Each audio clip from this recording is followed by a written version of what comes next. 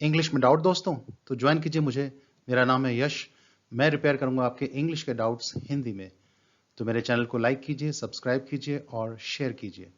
तो स्वागत है आपका मेरे यूट्यूब चैनल इंग्लिश वर्कशॉप में।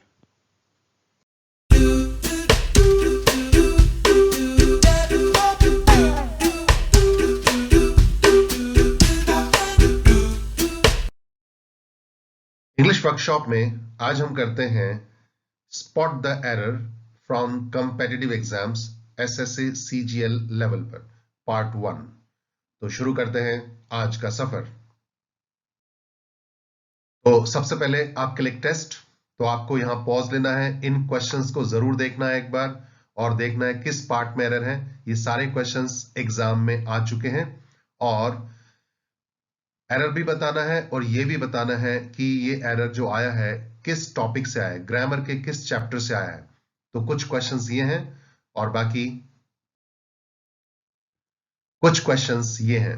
तो टोटल 15 क्वेश्चंस हैं। इनको हम एक एक करके डिस्कस करेंगे, पर आगे बढ़ने से पहले इनको देखना जरूरी है। तो आगे बढ़ते हैं।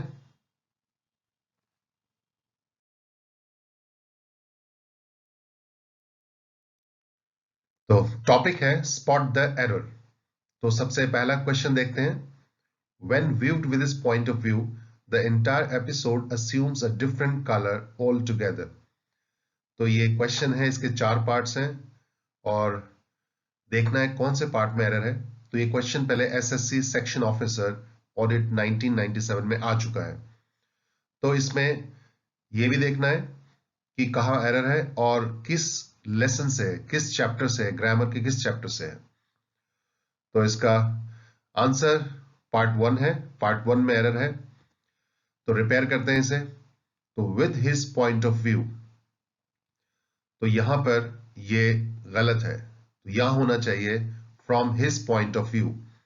तो पॉइंट ऑफ व्यू से पहले हम फ्रॉम लगाते हैं। From my point of view, from your point of view.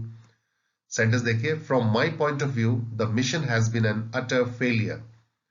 तो ये क्वेश्चन था प्रेपोजिशन चैप्टर से। आगे बढ़ते हैं। दूसरा question, the new taxation rates announced by the government are bound to affect the export sector. तो आंसर है 3 पार्ट। थर्ड पार्ट में एरर है, रिपेयर करते हैं। टू इफेक्ट, ये गलत है, इसकी जगह होना चाहिए टू अफेक्ट, क्योंकि टू के बाद वर्ब की फर्स्ट फॉर्म आती है। The new policy is going to affect the whole system. तो अफेक्ट वर्ब होती है और इफेक्ट आपका नाउन होता है। अफेक्ट का अर्थ होता है प्रभावित करना और इफेक्ट होता है प्रभाव। तो यहां वर्ब के रूप में इस्तेमाल किया गया है टू के बाद वर्ब की फर्स्ट फॉर्म। टॉपिक है वर्ब, वर्ब से लिया गया है ये क्वेश्चन। आगे देखिए। तीसरा question, the various consequences of the decision taken by the finance ministry was not foreseen by the bureaucrats. तो थर्ड पार्ट में एरर है, रिपेयर करते हैं। वॉज, इसकी जगह वर आना चाहिए, क्योंकि सब्जेक्ट इसमें कॉन्सिक्वेंसेस है। सब्जेक्ट आपका प्लूरल है तो वर्ब भी प्लूरल ही होनी चाहिए। The various problems in this process are inevitable. तो प्रॉब्लम्स है तो इसके लिए आर आ गया। टॉपिक है सब्जेक्ट वर्ब अग्रीमेंट। इस टॉपिक से ये क्वेश्चन लिया गया है। आगे फोर्थ क्वेश्चन है, I never considered him to be a person who would go back on his promise and then do not even apologize. तो थर्ड पार्ट में एरर है, रिपेयर करते हैं। डू नॉट इवन अपोलोजाइज, ये गलत है, इसकी जगह होना चाहिए नॉट इवन अपोलोजाइज। कैसे देखिए, ये सेंटेंस मैंने दोबारा लिखा है। I never considered him to be a person who would go back on his promise and then who would not even apologize. Who would इसमें 2 बार आया है आपको समझाने के लिए। तो एंड से 2 तरह के सेंटेंस जुड़े हैं, तो दोनों बराबर हैसियत के होने चाहिए पैरेलल बनाने के लिए। तो who would go back और who would not apologize, who would do not apologize, ये सेंस नहीं बनेगी। तो इसको हम ठीक करते हैं। who would हमने निकाल दिया क्योंकि रिपीट किया हुआ है, तो आपको समझाने के लिए who would दोबारा लिखा था। अब not even apologize को वापस करेंगे, तो इसमें अब सेंटेंस बन जाएगा I never considered him to a person who would go back on his promise and then not even apologize। तो would इसमें हेल्पिंग वर्ब है, मॉडल, जिसके बाद मेन वर्ब go आई है पहले वाले पार्ट में और दूसरे वाले पार्ट में apologize। would go, would apologize। तो who would इसमें रिपीट नहीं किया गया है नेक्स्ट में, तो ये बन जाएगा not even apologize। तो टॉपिक था sequence of tense. Next question, based on the newspaper reports, we can conclude that many accidents caused by reckless driving। Third part में एरर है, रिपेयर करते हैं। एक्सीडेंट्स कॉज्ड, ये गलत है, इसकी जगह होना चाहिए एक्सीडेंट्स आर कॉज्ड। तो कैसे? जैसे reckless driving causes many accidents, ये एक्टिव वॉइस हो जाएगा और क्वेश्चन में आपको दिया है पैसिव में, यानी many accidents are caused by reckless driving, ये इसका पैसिव वॉइस बन जाएगा।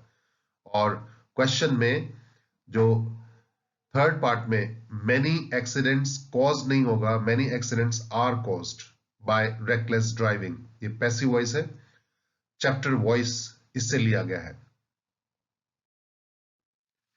Sixth question, these days job opportunities are not as better as they used to be in the early 70s।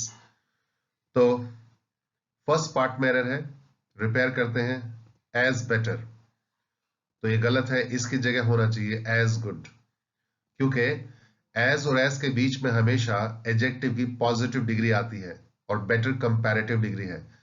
तो Radhika is as brave as her sister, as braver as her sister नहीं होगा, as good as brave as nice as wise as, इस तरह बोला जाता है। तो topic था adjective. Seventh question, visitors were not permitted entering the park after dark.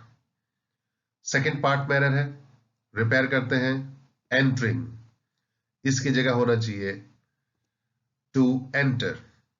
तो क्यों होना चाहिए?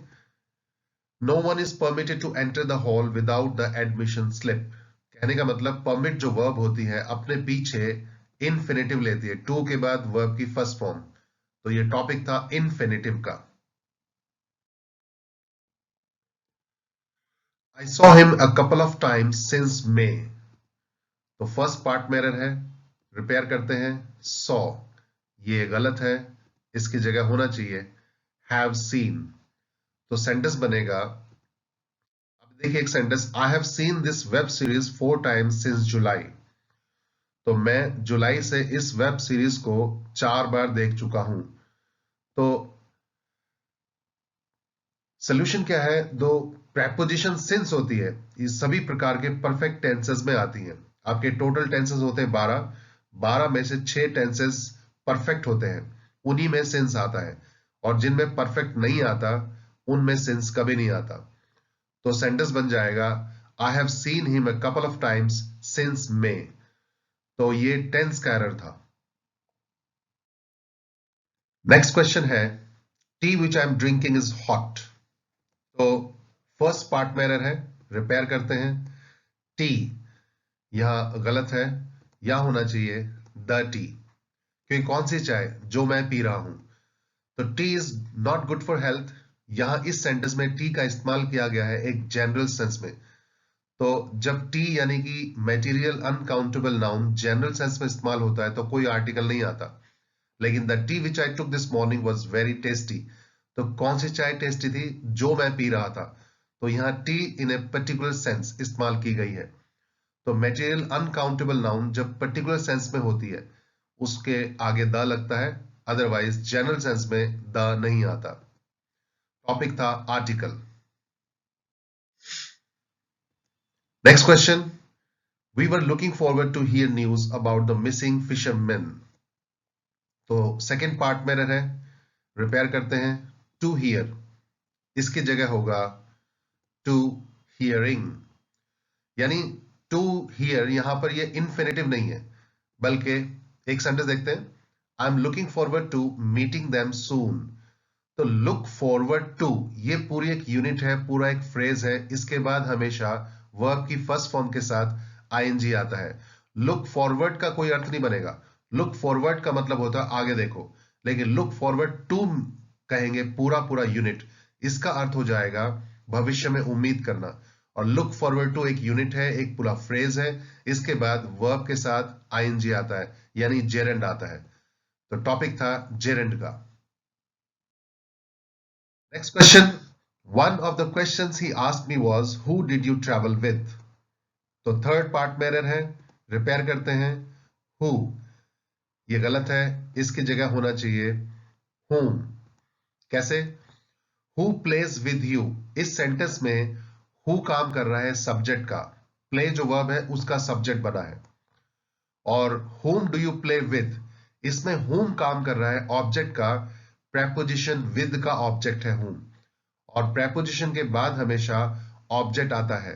याद रखना है, हु हमेशा सब्जेक्ट का काम करेगा और whom हमेशा ऑब्जेक्ट का काम करेगा। तो with whom do you play, इसको ऐसा भी लिखा जा सकता है, लेकिन मैं कहूं with who do you play, ये गलत हो जाएगा। तो हु सब्जेक्ट होता है, whom ऑब्जेक्ट होता है। टॉपिक था प्रोनाउन। नेक्स्ट क्वेश्चन है, my sister has red pages after pages of the Bible. तो थर्ड पार्ट में एरर है, रिपेयर करते हैं। पेजेस आफ्टर पेजेस ये गलत है, ये होना चाहिए पेज आफ्टर पेज। कैसे देखिए, we need to understand the points step by step. तो स्टेप बाय स्टेप होता है, डे बाय डे होता है, डोर टू डोर होता है, स्पीकर आफ्टर स्पीकर होता है, यानी दो नाउन के बीच में प्रेपोजिशन हो तो दोनों नाउन सिंगुलर होते हैं। टॉपिक था नाउन का। Next question, your success in the IAS examinations depends not only on what papers you have selected but on how you have written them. Third part में error है, repair करते हैं। But, तो but यहां पर गलत है, बट की जगह होना चाहिए बट ऑल्सो, क्योंकि this book not only gives you knowledge of different dishes but also teaches you how to cook them. तो not only के साथ but also का कॉम्बिनेशन होता है। टॉपिक है conjunction. Next question, if the majority of the individuals in a state prosper, the state itself would prosper. तो third part में error है, रिपेयर करते हैं। would prosper यहां पर ये गलत है, इसकी जगह होना चाहिए will prosper। ये कंडीशन 1 का एरर था। If you work hard you will pass, if you worked hard you would पास। तो इफ वाले क्लॉज में फर्स्ट फॉर्म है वर्ब की, प्रेजेंट सिंपल टेंस है, तो नेक्स्ट में विल होगा, और अगर सेकेंड फॉर्म है इफ में तो नेक्स्ट में वुड होगा। कंडीशनल टॉपिक से था ये। Next question, a part of the training they offered was real good. तो ये लास्ट क्वेश्चन है, थर्ड पार्ट में एरर है, रिपेयर करते हैं। रियल गुड ये गलत है, इसकी जगह होना चाहिए रियली गुड। तो देखिए कैसे, the soup is really tasty, तो रियल टेस्टी की बजाय रियली टेस्टी होगा। टेस्टी आपका एडजेक्टिव है और रियली इसमें एडवर्ब का काम कर रहा है, तो टॉपिक है एडवर्ब। तो ये थे कुछ एक क्वेश्चंस प्रीवियस एग्जाम से लिए गए। सब्सक्राइब करने के लिए बेल आइकॉन जरूर दबाएं, और इस टॉपिक से रिलेटेड कोई क्वेश्चन या सजेशन हो तो आप कमेंट सेक्शन में लिख सकते हैं, मैं उनके जवाब दूंगा। और नई टॉपिक के साथ नई क्लास में फिर हाजिर होंगे, तब तक के लिए हैव ए नाइस टाइम।